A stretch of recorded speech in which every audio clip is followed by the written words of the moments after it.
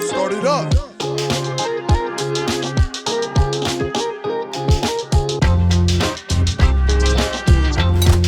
Welcome back to the MBH podcast, Money Buys Happiness, Season 3, Episode 7. Am I good? Okay. Season 3, Episode 7. That's 21. That's my number. Let's go. There we go. Well, listen, we've been sitting here chatting for about 5 minutes with our guest, Jack Greystone, and I'm completely mind-fucked already. He told me some shit that I don't even know, but anyways, we'll get into it. Jack, pleasure to have you, man. Thank you. Pleasure to be here, Anthony. Maybe just give us a rundown who you are, what you do, the whole story from there, and we can dive in. Well, you only have an hour, right? I don't know. Yeah, okay. We'll try to summarize it. Well, I'm a local small business owner. I'm an artist. I own a studio like you guys called Wander Space on the East End. Rent it out for fellow creatives. Looking to kind of expand that like around the globe to be more of a brand where people can get together and just kind of like create, creators hub, incubator, that kind of thing. I'm an artist, I'm an actor, I'm a traveler, and I think that sums it up. Cool. Yeah, no, I mean, from Instagram, like, there's a lot going on. It seems like you've done a lot of different things. You've been a lot of different places. Yeah. So I'm excited to get into that. Been a lot of different people too. So. I want to start it up. I mean, I first found out about you and came across you when you were modeling, maybe 5-6 years ago on Instagram. I'm sorry to hear that. Anyways, that's when I was like, yo, this guy's working with some big brands here as well. I mean, I think you were working with Vitalia as well at that point, but many other brands, like I'm sure there was hundreds, right? That's where I came across you first. And then when I kind of came back to you and found you again, you seem to be in a different space completely, right? And very zen as well. And I fucking love that. By the way, we're going to try and not swear as much. It's gonna be can't tough. Promise anything. Swearing is good. This is what my take on swearing is. Swearing is good as the spice to the point that you're trying to make. Fair. If you're overindulging in the swearing to excess, then it completely desaturates what you're trying to say. Saying. True. Then everybody's distracted by the bombs as opposed to your point. And it also kind of it kind of degrades you in a way because it makes you kind of like you can't find the words that you want to use. So you're just filling it in with swearing, and then it distracts from your point.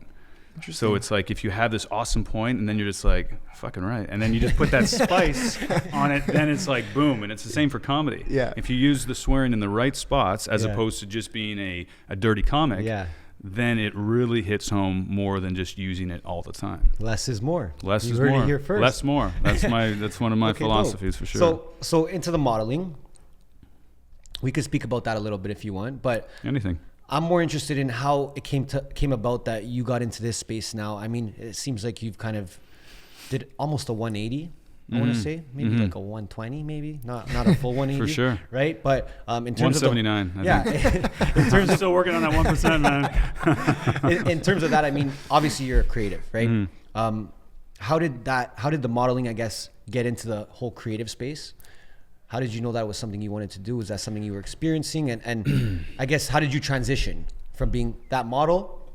I'm not sure if you were doing anything else at the time. From what I saw, it was modeling, to just being a full creative. I mean, you got a lot going on right now. So I would say the modeling was a distraction.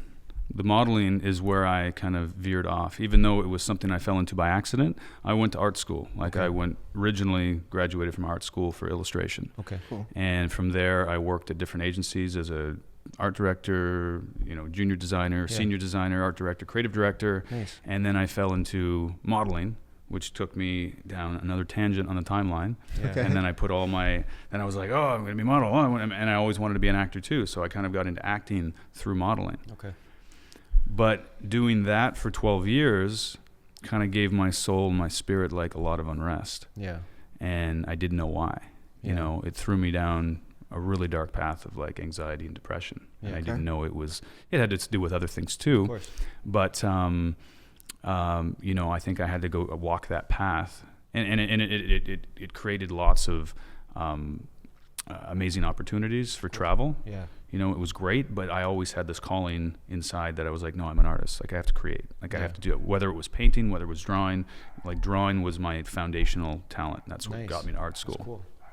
And I always just had this itch of like, I guess I got to be an actor because that's, maybe that's how I'm going to be successful, and so the more I walked down that path, the more I felt this pinch that I'm just like, something's not aligning. Yeah. Something's not right. So I think it was around 2017, I lost a good friend of mine that was making a movie. He passed away. Sorry to hear that. And thank you. And he was an incredible talent, saving the world, like moving mountains, Wow. like, the amazing things. Love that, yeah. Rob Stewart, look him up. Cool. He did Shark Water Extinction, Revolution, and Shark Water. Cool. And he passed away when he was making his last movie. And he told me 4 things. He told me a lot of things, but 4 things when I felt like I was suffering for a long time. And he told me, go to Tulum, Wow. see what you find. Go to Burning Man, see what you find. Always dance and always be yourself. Wow. And those last 2 were the hardest ones. Yeah. Yeah. Yeah. I could go to Tulum, I could go to Burning Man, even though that was difficult. Yeah. But I didn't know what he meant. You got to find those tools yourself. You got Yeah. to take what you need from it. Yeah. That's why I didn't understand him not giving me more directions. So Cool. Which is like, go do this. Like, yeah, figure it go out. do these things, figure it out. So it took me 4 years to do those things. And then once COVID hit, and I don't want to go into a lot of COVID talk. I think we're all of course. suffering Yeah. from COVID fatigue. Yeah. So Yeah. we'll touch briefly on that. But what COVID did, which I hope a lot of people kind of did for themselves as well, is they had the time and space to kind of go inward and really sit with themselves, as opposed to the anxiety of like, I got to work, I got to do something, I got to be with my friends. Like, yes, it's an unfortunate situation that we're all kind of dealing with, but if you're not using the time properly and working on yourself while we have the time, because how long have we been saying, I wish I had the time to do X, Y, and Z? Of course. Yeah. Now's the time. Yeah. And then once we have it, they're like, I don't like this, I want to go back to doing my bullshit job. And see, I swore. Yeah, it was it was perfect though. Spiced it up. Exactly. Spiced it up. No, it's true. We actually spoke on that yesterday on a separate podcast, how, not to get too deep into it, but with this time, there's always a way to find a positive inside of a negative situation, right? Mm-hmm. And I think that's something that, people either took advantage of or didn't. They said, hey, I'm going to take this time to kind of take a step back from my crazy life, working, partying, doing all this crazy-ish. Yeah, I was ready to go there. Hold it back though, and really look deep inside. And who am I? What are the things I want to do and focus on? Right? What are my habits? How can I be better? Yeah, exactly. And so I think that's been a huge, theme within this time. So, but going to Tulum, that's definitely a good place to do that as well. It was the best first place I went after he passed, and that was the one year. Like, he went to Burning Man multiple years, and he kept saying, are you going to come to Burning Man? And I always had an excuse, or not enough money, or I was like, really, I was just too afraid. Yeah. I hadn't conquered that fear because I had really bad social anxiety. So going to something like Burning Man was like too overwhelming for me. Yeah. So after he passed, I was just like, that was the year that I had committed to going. So I said, I'm not going to go now because he passed away. Damn. But then that's not my truth, because I told him I was going to go. Yeah. So about 2 or 3 weeks before Burning Man, I decided to go.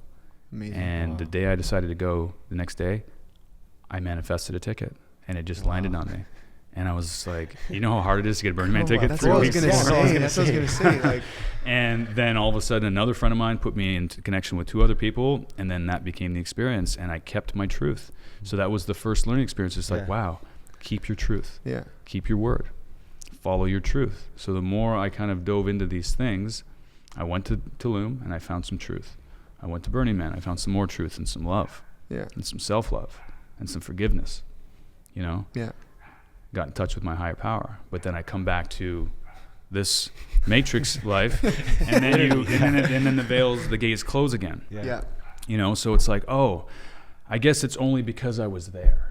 I guess it's only because I was in Tulum that I felt like that. Yeah. Your vacation selves. Yeah. Different person. Your better selves. Yeah. Different person. Literally. Yeah. Your Burning Man selves. Yeah. Your permission that you're that person, that superhuman person, that inner superhero that we all have, that we can only access on vacation. Yeah. A vacation from ourselves. Yeah. literally, yeah. And after I got back, I got a dog, and went through like another 2-year kind of like, I'd go through depression and anxiety like in waves, I think, with most people. Yeah. But it wasn't until after I got my dog, who I think was like my saving grace, because I had to like get up every morning and train and do stuff. Yeah. But I like hit this lull, and then it just stayed down for like 2 years. And you were back home, obviously. This is when you were here, right? I was in Toronto, yeah. And I just didn't know what was going on. I tried therapy, they put me on drugs, and then I had done enough drugs in my life that when he put me on this pharmaceutical stuff, that I was like, the good drugs made me feel bad, like suicidal, but like the bad drugs made me feel good. Yeah. Interesting. Something's going on here. Something's wrong. So I got off everything just because I was like, you know what? I'm going to go into this darkness. I'm going to go through the swamp, white knuckling in it, like completely clear. Yeah. Because I want to feel this. Just brave. Yeah. Just brave. Very brave. Yeah. Yeah. So Scary I went into too. it just breathing and just like whatever came up. I faced like a lot of dark fears, a lot of dark nights of the souls, a lot of ego deaths. Yeah. And like one day something happened that was just completely what you would say is divine intervention. Yeah. And then you literally break free out of your own self, out of your ego, and then you're just like a completely different person. Wow. It's amazing, but it takes a lot of work, but a lot of people want to sit in the comfort. They don't want to face these things, so they take the drugs, they buy more stuff, they buy the coat, they buy the car, and then they keep on pushing that stuff down and away. Yeah. And what's eventually going to happen if you don't release this stuff through tears or releases, or you're basically cleaning your emotions out of you. Yeah. The mind will, your karmic debt for that will come out in disease, cancer, illness, all those things. It will release it somehow. If you don't personally release it yourself and make that choice and have it come out in laughter, tears, breath work, energy, that's stuck energy. Yeah. Emotion, energy equals motion. That's emotion that you have to get out of you. Yeah. And once that's all out of your head, you've emptied, your mind is now a computer that can magically know what it's supposed to do. It's like having a phone that's like got too much apps running, and your phone's not where you're like, oh, what a shitty phone. Glitching, no, it's like you're the one that has all these apps on it. You can uninstall what you don't need. Yeah. And that's essentially what we're doing to our brains. We're uninstalling what we don't need and what doesn't serve us anymore. Yeah. Which is huge, which I think a lot of people need to do more of, including myself, for sure. Yeah, no, 100%. A lot of, and I was one of them too. I was just like, I'll get to that. But this whole journey, I think it started because I wanted to become a better actor. Yeah. I didn't want to follow my truth. I just wanted to become a better actor. And then once I kind of like figured out the secret, that's when I realized I didn't want to be an actor. Yeah. So it was kind of a paradox, how that right? Works. Yeah, it's crazy. All this work to be like, I got to be a better actor because I got to do this, I got to do that. It's my dream. Guess what? It's not my dream. I want to make a movie. Yeah. Acting, the ceiling is kind of here. Yeah. Making a movie, the ceiling's up here. You're up top. Yeah. So I want to write it. I want to direct it. I want to produce it. Yeah. And I want to tell the story. Wow. So, okay, kind of going back a little bit, the experiences you had in Tulum at Burning Man, what were they like? Was there certain things that happened there that helped you kind of release, kind of break free? I just want to tell the audience a little bit, because we always preach travel is so important. Yeah. It's so important for experience, right? You get to learn about yourself. You get to learn about a different culture, different country, right? So interesting to hear that all happened, especially from those 2 trips.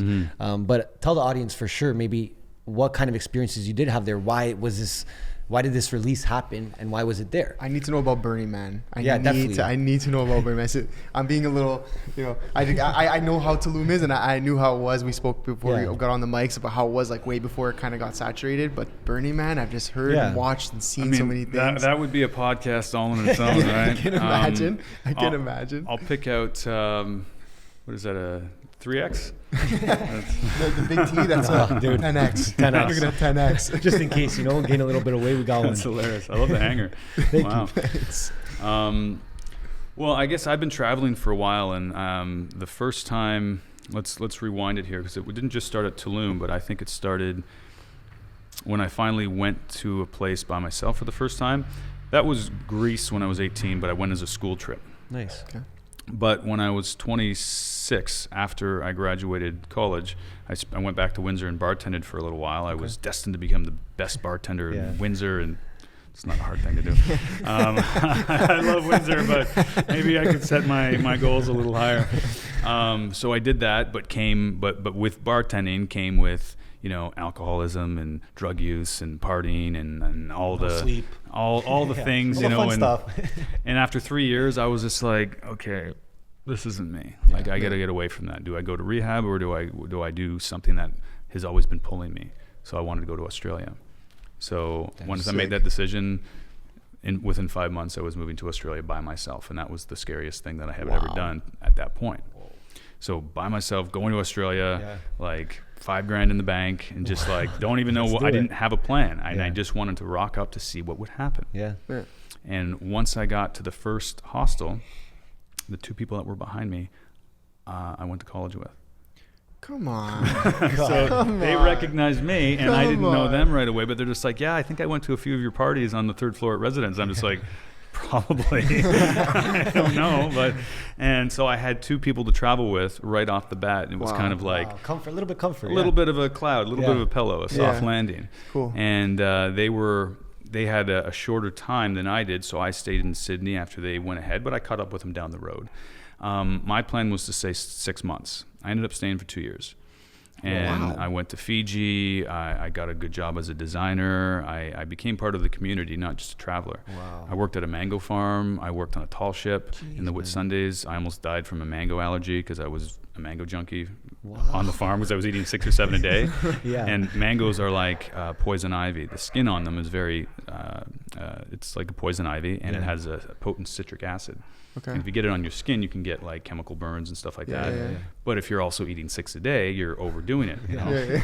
You know, you could do cocaine and heroin and all that stuff in moderation, and you're fine. But it's like when you overdose, then that's a problem. So I was eating so many a day that when I left the farms, I broke out in a very, very what you could only say like the itchiest full body rash I ever had. I actually had to get drunk to go to sleep, because I couldn't stop itching. So I was staying at my friend's place when I was heading back down the East Coast, and he woke up one night because he heard my scratching woke him up. Come on. And I was totally passed out, and I was bleeding all in my arm because I was itching from the mango rash. Oh my God. And I was all puffy like Will Smith and Hitch, like my ears were all out, and I was just like, what's up? What's the matter? He's like, we're going to the hospital. I'm like, why? You had no idea. I had no idea. And so I get to the hospital. The doctor says, yep, you have the Australian mango rash. Like, this is what it's caused by, and you probably have a mango allergy for the rest of your life. So he gave me a shot. It knocked me out for 24 hours, and then I was all better. But I avoided mangoes for 2 years. So are you allergic now? No, I had the fear. I only had the fear. Interesting. You know, so 2 years later, I was now back in Toronto. I had my own place. And I really love mangoes. So I was at Kensington Market, and I saw these nice Altufa mangoes, or, you know, the nice yellow ones. I'm just like, fuck it, I got a problem. I don't care. I'm going to get it, you know? So I bought a bunch of mangoes, and I went home, and I'm just like, I ate one, and I'm just like waiting for something to happen. And I'm like, was that a regular itch or was that a mango itch? I don't know. And it was fine. So again, face your fears. It's mind over matter. Your mind has an amazing way of healing itself and healing the body. It was just a temporary thing that happened in that moment of time. The doctors didn't know. You know, they said that I was allergic to it, so we do what the white coats say. Always, man. Always. Oh. What do we know? Exactly. We know a lot more than we think we give ourselves credit for. So you're there. You go there 2 years. What's the next jump from there? I did skydiving, so I conquered that fear. Nice. Wow. You know, so did I. Unreal. It's amazing. Oh my God. Best experience of my life. I gotta get that done, man. The adrenaline when you hit the floor, you're just like, I'll do it 100 more times. Let's go. I'll jump again. So at this point, you're just like, anything I'm kind of scared of doing, I'm just going to do. Yeah. That was the first big level. Like they say, oh, you find yourself in college, and college is the best time of your life. Ugh. I hate when they tell students this, because they're thinking that this is the best time of their life. That's what they're expecting now. And I would rather just say, you know what, kids, this isn't the best time of your life. It's actually going to be really lame. Study, do your work, gain some skills, then go have the best time of your life. You know, because a lot of students waste their college experience because they're given the programming that this is the best time of their life. If they don't do it big, then that's it. From 19 to that 24, 25, this is the time. This is the time. Just go to class, do your work, party once in a while, but don't. But so many people just overdo it, and then they put their education second. You know, I had a kind of a healthy balance, but I think I cared more about the social aspect of college than I did about the actual work. I still finished fine, but I know I could have done a lot better. Of course. Now, so it wasn't until I started traveling on my own that that's really conquering your fears, because you're forced to kind of meet people and do things and learn new cultures Yeah. and do things. But a lot of people that I met were traveling as friends, and I saw a lot of people get into quarrels because one person wanted to go this way, another person wanted to go this way, Yeah. and you're not really having an experience, because you're either going toward what they want to do, which you have to kind of have some balance, course. but at the same time you're not having your own personal soul journey. You're not doing really what you want at that point. Yeah, you Kinda still have the catering. crutch of another person, and they have the crutch of you. Yeah. If you really, really want to go on that hero's journey, you go by yourself. On your own. Yeah. Yeah. Okay, so take us. So sorry, we had the pipes having a field day in here today. Take us to Burning Man though. I'm selfishly wanting to know more about Burning Man. Okay. It's a lot of work. It's expensive. There's a lot of prep that goes into it. But that's the whole point of it. I mean, you have to put in all of this work to have the best time of your life, because you're literally going there to suffer in the desert. And when you suffer in the desert like that, even though it's going to be fun and it's going to be an amazing experience, when I was driving there, I was getting more and more anxious. Once we got to Reno, I kind of had a little bit of a meltdown where I needed another day before we drove there. So we got a hotel. I kind of regrouped, rested. We got our supplies, and then we got there. And the closer we got there, the more vans in the line. I'm just like, I really had bad social anxiety, right? And I didn't understand why at that point. And I just thought, well, that's the way I am. I have anxiety because of this trauma I had when I was a kid. Yeah. And I can touch on that. And so it took me, once we got there, we got set up. I was like, okay, good. I got to the camp. Yeah. When you get there, if you're like a virgin burner, they make you get out of the car like in your underwear, and you have to do a snow angel in the dust. And this dust is like the finest like powder ever. Yeah. It's just like baby powder, but finer. It's not sand. Yeah. Sand is like rocks compared to what this powder is. Okay. It's like nothing else on earth. Yeah. Interesting. So I did this snow angel, and that's like your blessing. That's your initiation. And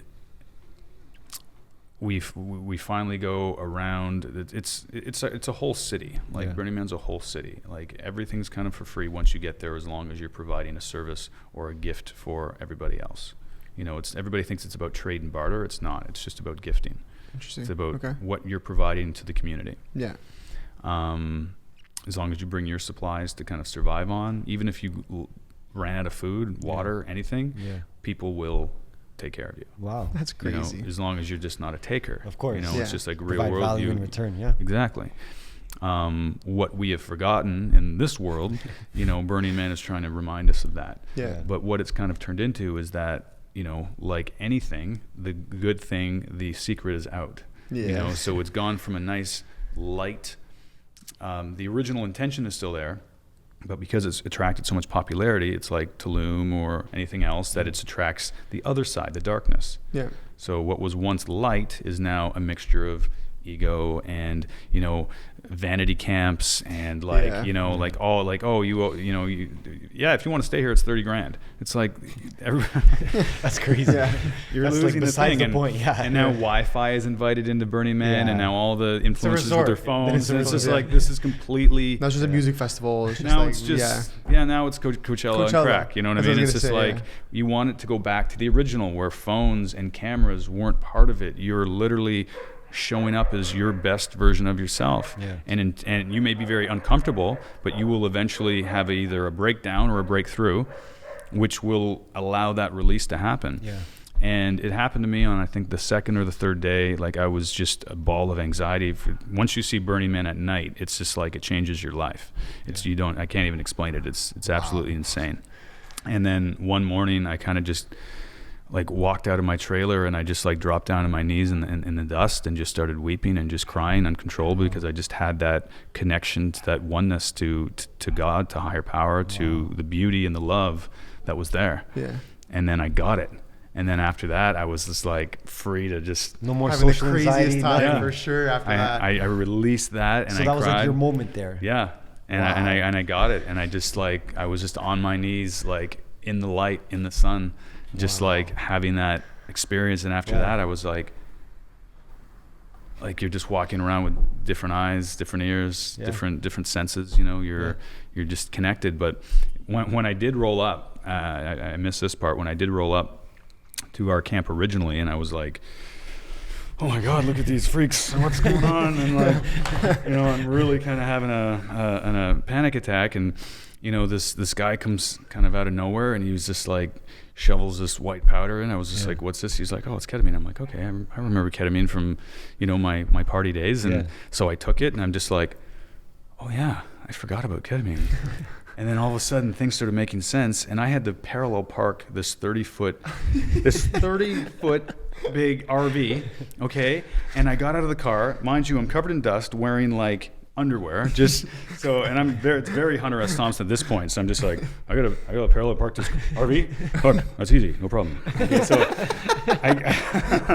it's like half Captain Jack Sparrow, half Hunter S. Thompson. I was gonna say. And so I look at the space. I literally have maybe 2 inches on either end. I was like, this is no problem. I can do this. I jump back in, one try, parallel park this, and I got out. I'm just like, how did I do that?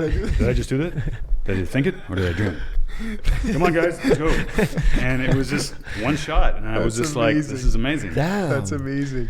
So that was like, my first bit of Burning Man, and the rest was just like, you know, I didn't drink while I was there. It was just kind of all like, you know, experimental drugs, you know, acid, mushrooms. I do want to talk about that though, because I think nowadays it's becoming, I think, a little bit more normal to say that you take those kind of things. Mm-hmm. Psychedelics, especially weed, obviously now, fine. But ketamine, what was your experience like on that? And because I've never tried it before. I don't know if you have. I've tried it. Okay, cool. I'd love to learn more about it. Obviously, your surroundings for sure enhanced the experience, but how do you feel about ketamine, psychedelics in general? I'd say, I mean, you know, with anything, do it with intention and do it with, you know, a sense of that this is just a tool, and anything that you use as a tool, the more you sharpen your knife, the duller it's going to become. You know, I've gone down dark paths where I've used too much and it became problematic. Just like with anything, back when I was bartending, you know, too much drink, too much cocaine, too much any of that stuff, it becomes problematic and you have to deal with it.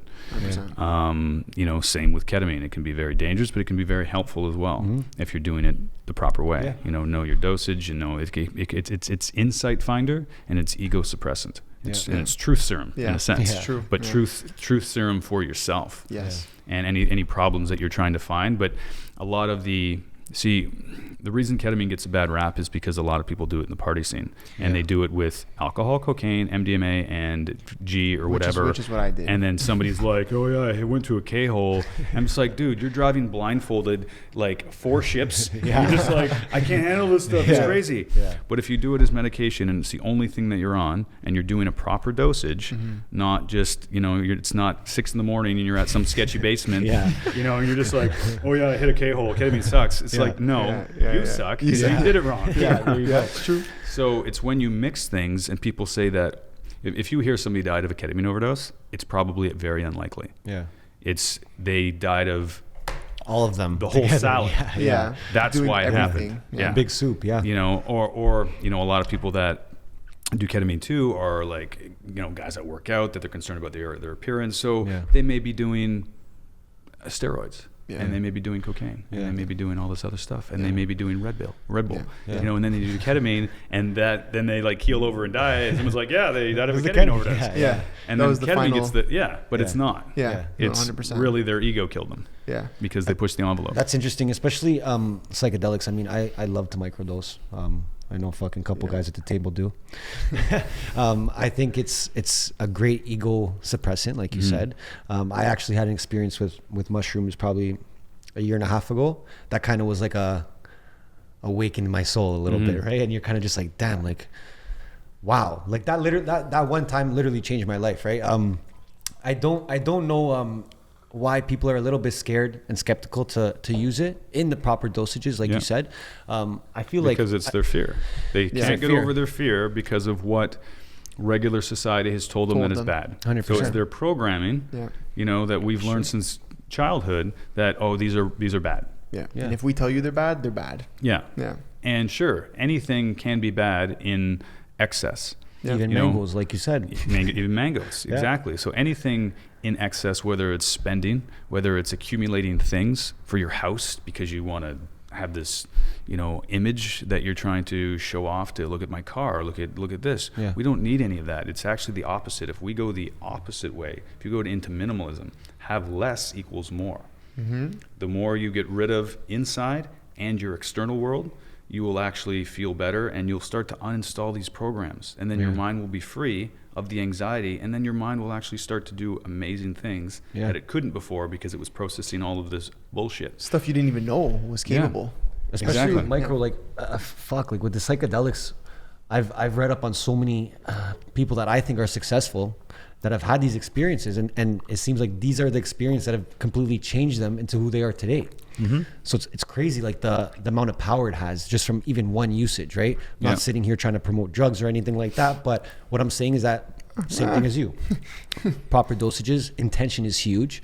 Don't just take something just to get a buzz, because that's going to be the worst time of your life probably. Exactly. Like if you're doing it to get high or to escape, that's wrong. Yeah. And I'll tell you quickly what I did.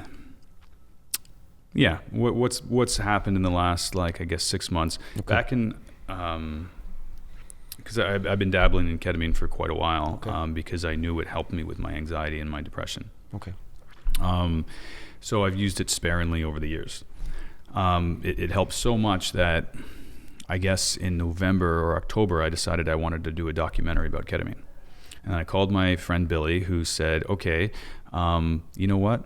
Write the book first and see where it goes. Yeah. So as I started writing a treatment, this whole project went a completely different tangent. Yeah. So now it's something completely different. It still has something to do with ketamine, but that may be like a half a chapter. Yeah. You know what I mean? It's something completely different. It's about more than just that. But in the process, I kind of manifested it. I said to him on the phone that I want to take this to the edge. I want to get purposely addicted to ketamine to see what happens for the sake of the research. Wow. So I went off and did that. And in the middle of working on another project that kind of like intersected this project, I did still become addicted to that. Yeah. To the point where it was very problematic. Yeah. So it wasn't until about a month ago that I had some friends intervene and say, hey, this is an issue now. And I'm like, oh yeah, it is. And I completely forgot that it was for a purpose because I got distracted by another project. Yeah. But now I still have that. Now I still have that research. Yeah. I have everything recorded on this. So whenever I transcribe what is that, by the way? it's an audio recorder. Okay. I saw you come, I'm like, what's going on with there? Okay. Yeah, so I wear this whenever I'm doing work or whether I'm talking to people because Yeah. I could say something that's going to be great for the book. I get it transcribed and then I pull that information out. Amazing. I need one of those. Dude, that's unreal. crazy. That's unreal. Okay, wow. I keep getting mind fucked. I'm just sitting here like, Jesus. Anyway, sorry, continue. So I got, I kind of got hooked on ketamine, and I had to stop. Mm-hmm. And because of my past issues with other drugs, because it was just ketamine, I knew the process on how to fix it. You know, it's not like I had to get clean of alcohol, cocaine, and everything at the same time. It was like, okay, this is a problem. Stop. Pull out. And it's been a month of trying to just, stay healthy. Amazing. With ketamine, you're kind of like, you're in light speed a lot and you're going fast and you're getting downloads and you're getting like amazing insights and you're just like, you just want to keep going. But then my ego kind of took over and kept wanting, rather than just using it as a tool, the ego took over and the abuse happened without even realizing it and thinking that, I need to keep doing this. Yeah. And it wasn't until divine intervention came in and said, okay, had enough. Yeah, you're done. Yeah. Pull out. And then I did. You got some great friends, man. Yeah. And I'll be forever grateful that they recognized that because I wouldn't have on my own, I think. Yeah. I mean, it was, and I'm never saying that I will never go down that alley again, whether I go to Costa Rica and try ayahuasca or something like that, but just for ceremony, for that. But using it every day is now negating the beneficial properties that this stuff has. Mm-hmm. Now you're just doing it because you you want to be like Bradley Cooper in Limitless. It's just your whole life, just the whole time. It's something I always say whenever I talk about psychedelics or just drugs in general, like they're, within reason, with purpose, I think it's good to try everything. You don't know what's on the other side of trying something, whether that's a drug, whether that's going out and meeting new people, whatever that case is. Right? I think people have a lot of issues with that. Just like crossing that border and just saying, I'm gonna try this, right? Yeah. But drugs obviously have a bad rap because obviously the white coats tell you, this is you're done. You do this and you're dead, right? But me personally, I tried a lot of drugs when I was younger. And I think that helped me as a person. I really came to find who I was a lot earlier than my peers. So I found myself in a weird place because I was like, I don't want to say elevated, but I was looking at things way differently than everyone else. So it kind of put me in a weird place. But now I really appreciate the fact that I did that, where I had moments where I was like, fuck, I'm a lunatic. Like, people looking at me like I'm fucking crazy. You do. As a creative, an artist, we have to push ourselves to the brink of lunacy, to the brink of madness, to get that creative insight. 100%. And a lot of people are too scared to do that because they're in their comfort bubble of like, I got the house, I got the car, this is cool. But for some reason, the more people that I talk to that are in those situations have this unrest. They're like, but I really want to do this, but no, it's not practical. They're not fulfilled. They're not truly fulfilled, right? Exactly, because they're ignoring their higher power, their intuition. Yes. And I'll show you this, what I kind of came up with while I was deep into the to the things, and this is my moral compass. Cool. Okay, so it's like solve for X. You want to show the cam? Yeah. You want to show? No, not yet. It's not for public domain yet. Not for public. But we can describe it. So solve for X. Okay, this line is your intuition, and this line is your heart. This is your narcissist, and this is your ego. Okay, if you go up. If you follow your heart and your intuition, you will ascend past alpha brainwaves, go up past beta brainwaves, past theta brainwaves. This is where you want to be. You want to be in beta and theta. Yeah.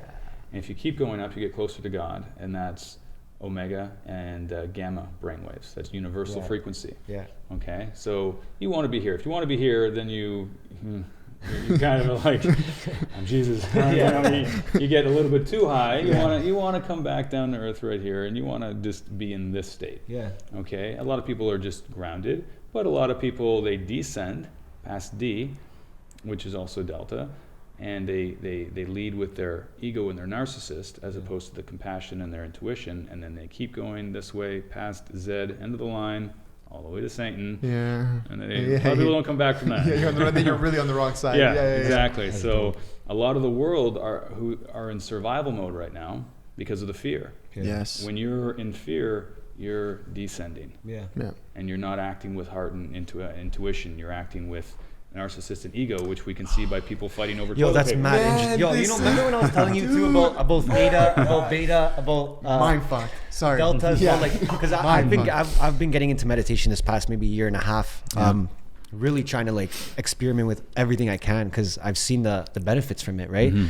I guess beta is when you're meditating, right? That's what it was on its way up. On its way, right? Beta, alpha. And you'll slowly go to theta. Yeah. And theta is theta will align to different chakras as well. Yeah. So it's kind of like multi-purpose. Like when you're trying to get into alignment, you're aligning your chakras. You're aligning your brain waves. Yeah. A lot of people who are in survival mode, and I've been in that mode for a while, when you're like constantly worried about money, stuff. Yeah. You're in your brain waves are like this. Yeah.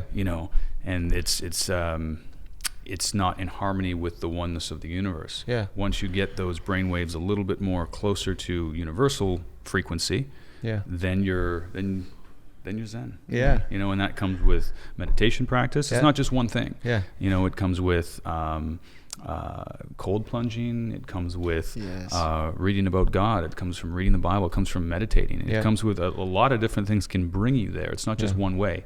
But us as humans have a tendency to find that one thing, whether it's ketamine, whether it's mushrooms, whether it's religion, whether it's, it's like, that's the one thing. That's why there's so many problems with religion. There's so many brands, but it's just a brand. Yeah. A brand is this. It's a shirt. It's what we wear. And people say, this is the right way. Yeah. No, it's a way. If it works for you, great. Yeah. But don't make it don't preach to somebody else who believes something else that way is the right way. Yeah. You know, but really there's just only one way, and it's God, source, the universe, and just everything else is just kind of a distraction. There's a lot of spiritual ego out there. There's a lot of religious ego. Yeah. And you kind of have to like separate what's truth and what's half truth and what's lies and figure it out for yourself. Yeah. Just separate all that and just go right to universe and God. Yeah. And then it's easy. Talk about your experience with cold plunging, actually, because that's mad interesting. Honestly, I don't think I know anyone that's done that. I don't know. I know someone right now who does everyday cold showers for 5 minutes on completely freezing, and he is like the most interesting dude. He's used to it now. He's been doing it for like 6 months, and he swears by it. Like he swears by it, and I'm like, dude, that's the craziest thing. Yeah. I did it for a month where I was doing like a minute. After I'd shower, I'd go cold for a minute. And I truly felt better. My body just felt better. I had more energy and whatnot. But obviously, you got to stay consistent with it, right? That's the whole thing. But to be doing it for 5 minutes and daily is crazy. But I'd love to hear your... I started doing it. I think I started doing the cold showers when I was in Tulum and Burning Man, because that's really all you have, right? Yeah. And I think I did it on and off throughout my life, but didn't really give it a lot of thought until I was like, okay, there's something in the cold water. Yeah.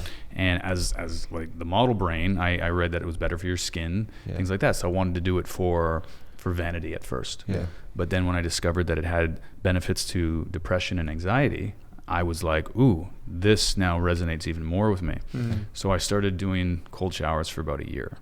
And this was pre-COVID. Yeah. And then once I started doing once I discovered like Wim Hof and him doing the water stuff, then I'm just like, that gave me the permission to start doing it in the water. Yeah.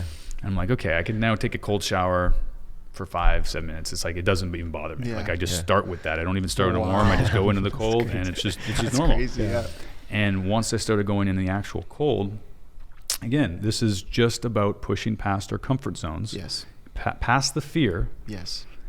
And seeing what's beyond that. Mm-hmm. And usually it's the 2-minute marker, where if you're in the water and you're doing your breathing and you're just letting the water, the energy of the water consume you, you will become one with the water. Yes. So a lot of people say, oh yeah, I made it to 1 minute and I couldn't. That's because they didn't push past the threshold. They didn't go past the gate. Yes. True. Okay. And that gate is around 2 minutes. Mm-hmm. And then after 2 minutes, it feels like you could stay in there all day. Yeah. Then you're just like, you're just in there. Then you're completely zen, because the water is so cold that it's like a hard boot on your phone or your computer, where it just shuts off all the apps like instantly, because the water is so shocking that everything just closes down. Your body's only worried about how cold the water is at that point. You're not thinking about anything else. There's no other thoughts. And then once that kind of calmness washes over you, you're just like, wow. And then you're present. Yeah. You know? True. And if you do it enough, you take that sensation with you into afterwards. Your day-to-day, yeah, but you have to maintain that daily practice for a while until you know what that feeling is, and then you become present. When people say you have to be present, oh yeah, I'm present. No, you're really not. Like they don't really know what it means yet. Yes. And it takes a while to kind of learn that skill. And that's what cold plunging did for me, is getting over that fear of discomfort, knowing that it was good for the skin, good for the body, good for the mind. And it's like a brain reset. Yeah. Like imagine like your brain waves all out of sync, and it's just everything's noisy. And then as soon as you get into the cold water, it's and then you're and you're breathing. And then after the 2 minutes, you're just like, you notice the sky, you notice the water, you notice the light. And then you're literally seeing everything with new eyes while you're in the water. And if you do that enough, you will adapt that programming for the rest of your day. Wow. It's true. It's so true. And that's what cold plunging did for me. I got to get back to the cold showers. And start with the cold showers. And I'll even take you guys. It's still cold enough to go in the water now. The next cold day, I'm in. We'll go. This is what I like about doing it when it's minus 20. Is that the water will only get to, if the water's not freezing, the water will get to like 0. Yeah. Okay. Even if you go under the ice, the water's like 0 or maybe -1. Yeah. But that will actually seem warmer because the air is colder. When the air is warmer than the water, then the water seems colder. Oh, okay. You know what I mean? So you're actually better off in that kind of situation. It's better off, like the colder it is, and it's like snow, we gotta go try blizzard, that. We rain, gotta go try whatever. that out. I'd be so down, man. I'd be so down to do that. I used to be one of those guys that's just like, oh, I love summer. I got to go where all the, tropical, I like tropical too, but I lived in Australia where after so long that became a novelty. I didn't care about the ocean as much. I didn't care about the hot weather. I wanted to wear a jacket. I was tired of wearing like a tank top and like being sweaty everywhere I went, I just like, I want to go back to Canada. I love Canada. I love the diversity of the people. I love the diversity of the climate that we have. Yeah, we get everything. Yeah, and we have the seasons. I love the seasons because that just signifies change and like the change within us. And, of course. If you're living somewhere where it's hot all the time, I'm sure I'd appreciate it, but that gets old too. Yeah. You get used to things. 100%. There's something on this list that I want to bring up that Ernesto, when you guys spoke, he kind of wrote down sex fasts. Mm-hmm. Speak on that, because I think that's an interesting topic. I've heard of it, but never really dove into it or done too much research. So I'm curious to see your perspective or your experience. Well, I think, I can speak for a lot of people because we're all kind of wired the same way, that, we're all kind of built in by peer pressure, and we do things when we're younger because our friends are doing it. And why do you think that we have to go out and get drunk to have sex? Because it's like it takes that guilt factor away, right? I've dabbled in that dark lifestyle for a good decade and a half, where you're just going to bars, partying, looking for girls, and then something happens, and the next morning you wake up and you feel guilty. You feel so guilty. You're just like, why? Like, why do I? Hey, morning. I got stuff to do. So if you, I'm just gonna go. And it's like that over and over and over again. It was like, there's something to this. So I wanted to. Because the cold plunging taught me to lean into the discomforts. Going traveling solo taught me to lean into something that's uncomfortable. Food fasting taught me how to get past the discomfort of hunger. Once you get past the discomfort of hunger, you're now using the light to photosynthesize your energy. We don't need to eat a quarter of as much food as we're programmed to. Very true. We can survive on very little water and fruit. You know what I mean? The fact that we're eating all this dark energy meat, and like it's keeping our digestive system working on overdrive, which is keeping our brain focused on doing that, as opposed to give our digestive system a big break. Now our brain is a supercomputer that can do all the other functions. We get a disease, it kills it. It keeps us younger. It focuses on the skin, like it knows what to do. We don't have to tell it what to do. We just do too much. We just give it too many tasks. And too much of certain things. So when I read about why is thou shalt not commit adultery in the Bible as one of the 10 commandments, even though it sounds like a spooky language, what does adultery really mean? It just means the pleasure of sex. The pleasure of sex besides procreation, besides making a child with somebody that you love. So I was like, I'm not in love with anybody right now, or I'm not dating anybody. So I'm going to try this. So I went full celibate, no masturbation, no sex, outside of a loving relationship. And that actually raises the consciousness as well. So there's a lot of things. If you push past the uncomfort of personal pleasure, hunger, personal pleasure, putting yourself into very uncomfortable situations on purpose, does something for the consciousness. I believe it. It makes sense. But a lot of guys be like, no, bro, I gotta go fuck, man. I gotta go fucking gotta go meet my girls. And you're just like, okay, man. But even no masturbation, like straight up, like that's fucking tough. But we're all addicted to it's all so much at our fingertips that it's literally poisoning our brains. And if you can push past that alone, and guys, like, how many times have you invited a girl into your space or into your life, and then that goes south, and now this friends with benefits girl or something, like maybe you did something to upset her, or she did something to upset you, or vice versa, and now it creates drama. And now you wish you just didn't do it at all because it's hurt her, it's hurt you, and now it's a mess. More things, more tasks for this to deal with, and more tasks for this to deal with. And then you're left feeling bad because maybe you said something that you shouldn't have, or she did something that she shouldn't have, and now this is an issue. And you move from one to the next, to the next, to the next, stringing out a whole list of problems that you just don't want. Well, if you got rid of the sex altogether, You cut it off at the source. Damn. Damn. I'm done. I'm done here, bro. I'm out. Jack, let's talk about your brand, okay? I want to talk a little bit about your brand, your space. You have a very strong personal brand. I love it. I feel like every part of your brand, every part of this umbrella company that you have under Jack Greystone speaks volumes about you and your personality as well. So speak about that, because I think your personal brand's very strong.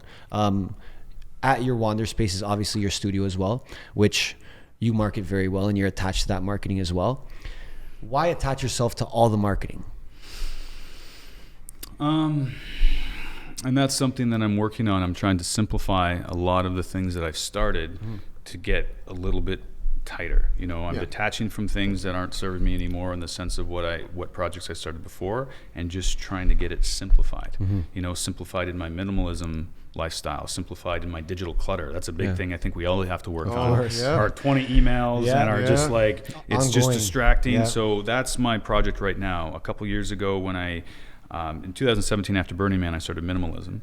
And then that kind of bled into a lot of other factors of my life. And now I digitalized all my files, all my paper files, so everything is just on a hard drive, like that's this big. Nice. So I used to have like files and files and files, and now everything's digitalized, and I maintain that as I go. I throw out something if I don't need it, or I shred it, or recycle it, and limit what I invite into my space. But as for the brand stuff, like right now I'm trying to digital clutter my email system and try to get, instead of like 7 emails, you know, 1 for each brand, I'm really trying to kind of get that down to maybe like 3. And just do that. But the Jack Greystone thing kind of happened by accident, same as modeling. Like modeling kind of happened when a friend of mine asked me if I wanted to do a Harlequin cover. And I was a graphic designer at the time, and I was 28 or 29. I think I was around 29. And I didn't know what Harlequin was at the time. I thought it was a band. And so she said, "You want to do a Harlequin cover?" And I was just like, "Sure, I'll design a band cover." And she's like, "No, idiot. I want you to be on the cover." I was like, "Why do they want me to be on a cover of a band I'm not in?" She's like, "No, it's not a band." Let's start there. It's not a band, Jack. It's not a band. It's a romance novel. We want you to model. I was like, "Why?" It's like, "Well, we want a good-looking guy with long hair." I'm like, "Well, I could find you a good-looking guy with long hair." Like, I was just like, I didn't see myself in that light because I was a graphic designer and kind of fairly shy. I was fairly shy, creative, and just a graphic designer. So they're like, no, let's back up. We want you to model on a romance novel cover with me, and you can be the hero guy. I was like, I don't know. It's a lot of anxiety. I don't know if I can do it. Okay, let's lean into that discomfort. Lean into what makes me feel that, and do it. So I showed up at this photo studio, and it was like super professional. And I was scared. I was scared shitless, man. I didn't know what to do. And I was just like, like the poses, awkwardly standing there. I thought somebody came in and posed me. I thought they like a mannequin. They're just like, "No, give me some like, hold her closer." I'm like, I just didn't know how to be human. I didn't get it. So she kind of got me a little bit more, and she was a friend of mine too, so I was comfortable with her, and she walked me through it. And there's my first cover, my first ever paid modeling job, which is called Delicious Do-Over, Spring Break. Nice. Right on. You can write that down and look that. You can even post it after the part of the thing, because it's really funny.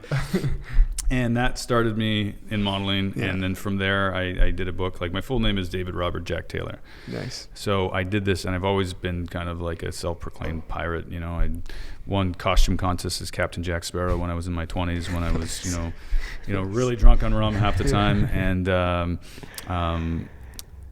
I was on this book cover called Surrender, and the character's name was Jack Greystone. Cool. So that became kind of my moniker, because people called me Captain Jack. So then I was Captain Jack in reality on this book cover as a pirate, and I was just like, I just manifested this life. And when I read the book, I haven't read the book, but every time I open it to a random page, it's like what's actually going on in my life. Wow. It's really freaking bizarre. Wow. It's like it's happening in history, of course, but it's very much kind of like I can align anything that I read in this book with what's going on. Stop that. That's crazy. Very man. weird. That's crazy. But yeah, like what I'm trying to do right now, I'm not going down the path of acting. I'm writing a book, and then I'm going to make that book into a movie. Congratulations, man. Thank That's you. huge. That's awesome. So that's kind of like a 7-year project. Nice. All the while trying to do the Wander Space brand, and then get back into my art. Just get back into painting, drawing, and just creating, because I think we are all intuitively, we're all creators, we're all builders, Yep. Yes. we're all artists, and we all feel uncomfortable in this box Yeah. that we're living in the Matrix, you Yeah. know? And we're all trying to kind of like, we all feel this Yeah. angst inside, Yeah. like, why do I feel like this? Oh, I'm just going to go buy this car and get this promotion and Yeah. do this and feel better temporarily, Yeah. but that's not the answer. You got to flip your lens inward and go inside and face your truth, even if you have to face your dark truths. I say we have 3 levels of emotional fears. You have your public fears, you have your emotional fears, and you have your private fears. Once you start working on those levels and you keep on going deeper, then you raise the consciousness. Yeah. Find out a lot about yourself too. Yeah.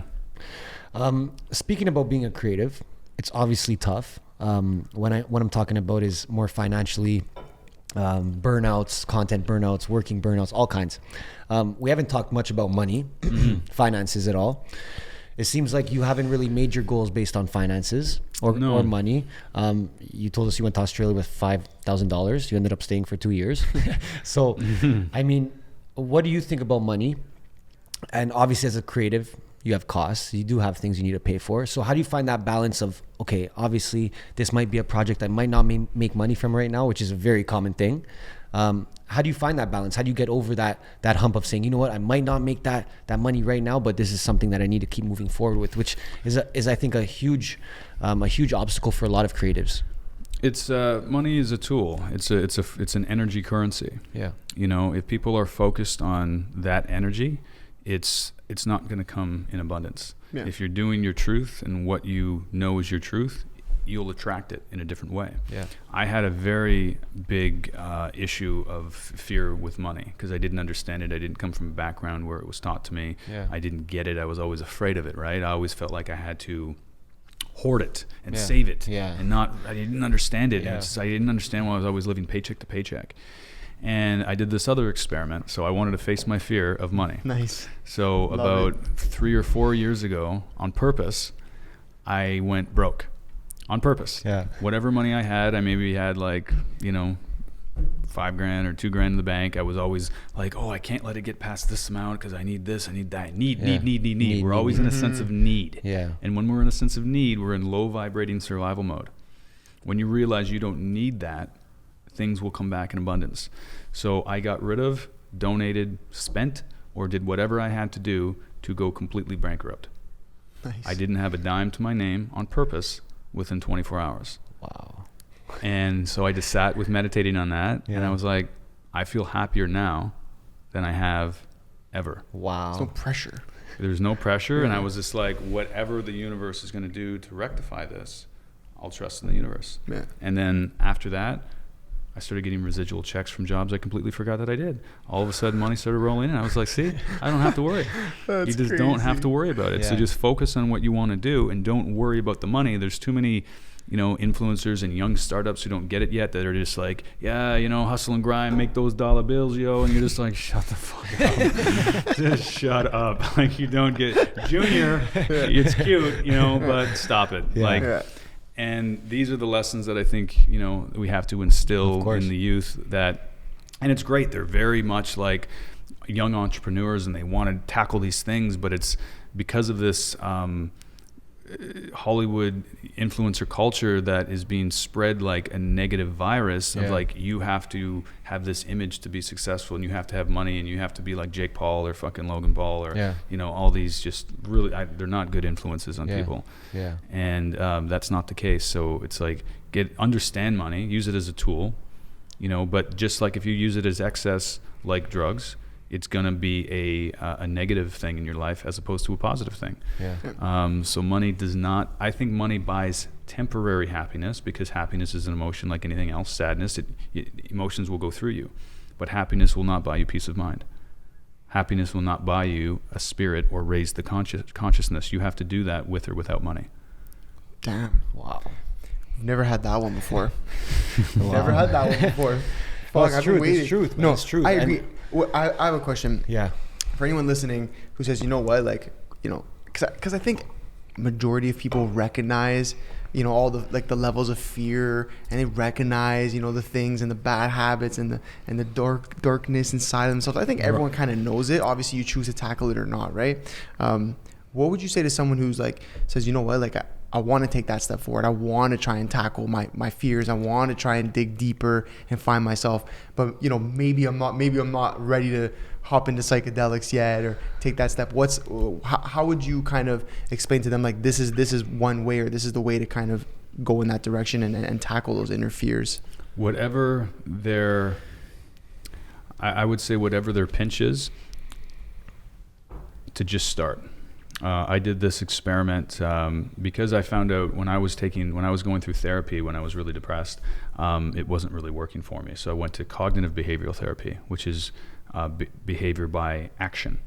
Okay. Doing as opposed to talking. Okay. Talking works, doing works, whatever works for you. Yeah. You know, praying, meditation, but I was doing all those things just to kind of untangle all the big knot that I had in my head. And I did this thing called 100 reject challenge, 100 days of rejection. Okay. So I would go out and I would purposely try to get a no. You know, a question, any question that would get me a no. Not to the point where I was putting the other person in harm's way or anything like that, or I wasn't mocking them. Yeah. It was just asking a question just to get a no. A silly question, asking a girl to dance on the street. Yeah. You know, and she'd be like, no. I was like, okay. Yeah.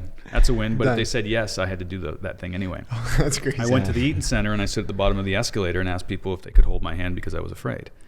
And a lot of people said no, until one guy turned around and said, why? I said, because I'm afraid. He's like, okay. So he came back down, held my hand, and we held hands together for the whole way up the escalator. Oh my God. Come on. And I was just like, this is conquering my social anxiety. Yeah, definitely. In a big way. Holy as opposed shit. to just thinking about it, Yeah. I'm just doing it. Yeah. And the whole point of this was that because I always wanted to do stand-up comedy, once I finished the 100 days of rejection, I was going to go to Yuck Yucks and do my first 5 minutes on stage. Wow. It only took me to 40. And then Come I on. did it. You just did it? Yeah. That's amazing. So I said, You check. gotta have like balls of steel, I think, to go up there for 5 minutes. You just can't be afraid at that point. I mean, Yeah, the like- pressure's And I on. wasn't. I did it completely sober, and I said, and it wasn't as bad as I thought, and I got laughs. It wasn't amazing, but it definitely wasn't a bomb. Yeah. Yeah. And even the guy that was hosting it was just like, that was his first time ever. That was really good. Like, Yeah. I was prepared. I practiced, and I have a lot of material. Yeah. And I'm going to do it again. Yeah. But this was back in February of 2019. Okay. So right when the first, was that first lockdown or no? Yeah, No. It just 2020. came. It just came. Yeah. 2020. Whatever. No. Yeah. 2020. Yeah. Sorry. So Yes. it's February 2020, Yeah, and then dude. in March. Yeah. I think it was Yeah. like the lockdown. That was when it started. Yeah. Yeah. So I do plan on going back, and now I have even more material, and now Yeah. I just don't even care. Yeah. Now I just can't go back. I You can't like wait went to to go an back. extreme just to be able to like handle something like halfway up there. You know what Yeah. I mean? Like And by the that's- time you got up on Yuck Yucks, it was probably It was still nervous, Yeah? and but once I got on stage and I got my first laugh, it all just Yeah. melted Dropped. away, Yeah. and I was just like, I'm in control of this. Yeah. I'm in control of my own reality. yeah. And this is easy. So it didn't have the anxiety that I thought it was going to have for the whole set. Did not exist whatsoever. Wow. Took that first laugh to just like. Yeah. Damn. I have to ask, where did you come up with the concept of asking people to hold your hand going up the escalator? I read it in another. That concept I made up. Yeah. But I read this concept in a book, which was different, but I changed it to kind of make it my own. Okay. Yeah. Okay. So everything kind of comes from somewhere. I Of read course. this idea, but it was not this exact idea. But Yeah. it is a form of cognitive behavioral therapy. It is just going out there and facing your fears. Yeah. Yeah. If you have social anxiety, they'll tell you to do other things. That's cool. But I listened to what they said, and I said, all right, but I'm going to write my own script. Yeah. I'm going to do it myself. Yeah. So here's my prescription. Yeah. Take what you like and then create your own. Go out there and do 100 days of rejection. Yeah. You know, and again, I wasn't doing it to mock anybody else. Yeah. It was just strictly for my stuff. So I was Yeah. going out there specifically to get no's. Yeah. And if they said yes, then I had to do the yes. So it was like a win-win. That's so crazy. Yeah. You know, and I had lots of different ones. And by the time I was into the 20s, Yeah. I was like, I didn't even care anymore. I was Yeah. just having fun. I was going out to places like, Yeah. hey, you want to do this? No? Okay, cool. Thanks. Oh, you do? Let's just do it. So it didn't matter at that Yeah. point. And Yeah. what I like about that too, and I think this is like, if you circle back to just now being an entrepreneur, creative, and anything like that, is, you know, there was no one there to make sure you did that. You had to make sure you did that. Mhm. You know were what I only mean? going to know you did that. Yeah, exactly. So you had this list of 100, you made it to 40, you know, and you got on Yuck Yucks and whatnot. You did it quickly, but, you know, there was no one to sit there and babysit you and say, you know, Jack, make sure you go out, make sure you do it today, make sure you get your rejection. I You know what did mean? announce it on social media, so there were people following the story. Okay. So I was using But that's pressure, Instagram though. to Yeah. to be accountable. Yeah, that's Yeah, what I'm saying. It puts some pressure on yeah. you to actually go do it. But nonetheless, you still made that decision to do that. You see what I'm saying? And I think a lot of people lack that. They lack that where it's like, they say, oh, I'm going to run every day this month. They run 3 days. They don't have someone behind them saying, hey, it's the 4th day, get up, go run. Exactly. And they're done. Right? Yeah. You need to do it. You need to take responsibility for everything in your own life. Yes. And no matter what, because nobody, at the end of the day, people will be there to help you, but nobody will be there to save you. You kind of got to take that responsibility and do it yourself. Nobody's going to save you. Only Ain't yourself. nobody's going to Because say everybody's trying to save themselves. So Yeah, it's it just is, right? like, Oh man, you especially know? in a time like this, like for Yeah. sure. What's next for you? What can we expect to see from you in the near future? Maybe in the my main goal right now is I'm already writing the treatment for the book. Okay. I want to turn the book into a movie eventually, but I'm writing the book. amazing.